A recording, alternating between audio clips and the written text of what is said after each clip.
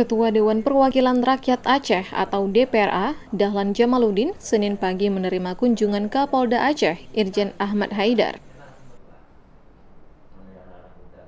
Pertemuan silaturahmi ini berlangsung sekitar 1 jam di ruang kerja Ketua DPR Aceh, dengan turut didampingi Karo Ops, Direntelkam, dan Kabid Humas.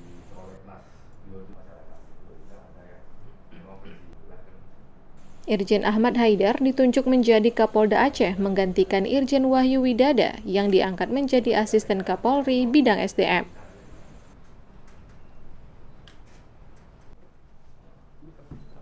Dirinya pernah bertugas di Aceh pada 2005 silam sebagai Kasat Serse Ekonomi Polda Aceh hingga akhirnya menjabat sebagai Kapolres Salatiga pada 2007.